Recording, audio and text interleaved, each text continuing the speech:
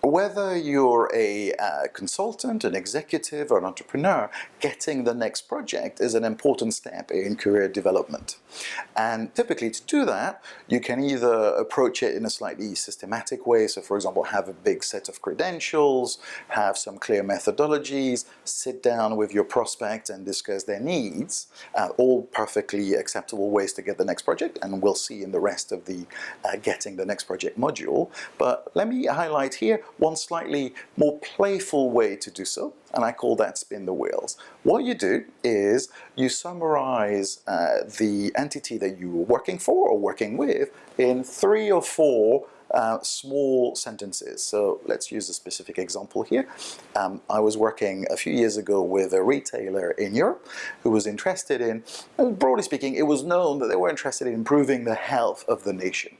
So one way to work with them is to sit down and ask them what they want to do about it.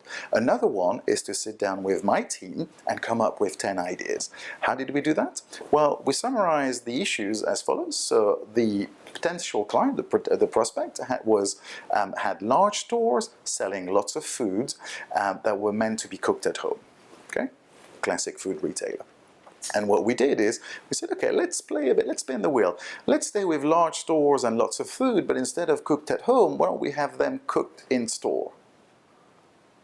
Now that sounds a bit puzzling, but then we thought for a bit, and ta-da! We came up with Food Camp, the idea of having cooking classes for teenagers on store premises. Okay, let's look at another one, a bit more extreme. We kind of went, why don't we spin all 3 wheels? So instead of large store, we'll have small store. Instead of lots of foods, we'll have a very narrow range. And actually, in terms of cook, let's just go not cooked at all.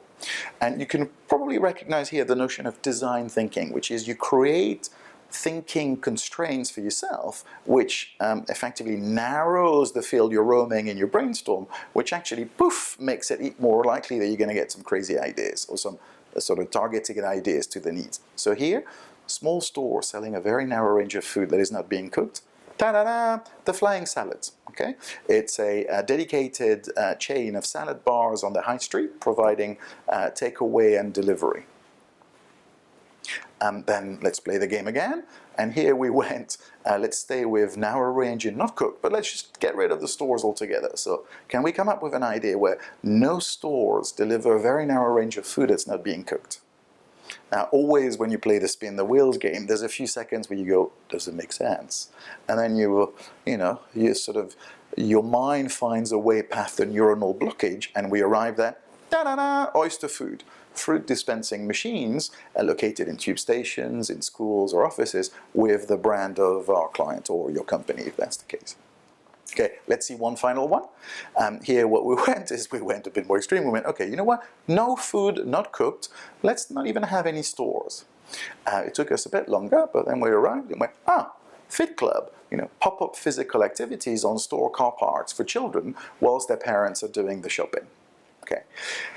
Now, you may not particularly like these 4 examples, but one of the things I would suggest to you is we came up with 10, and obviously the 4 that I'm sharing with you are the ones that people went, interesting. The other 6, they told us, ooh, we like these. Can you explore them a bit further? Can you come and work with us to make something happen out of these?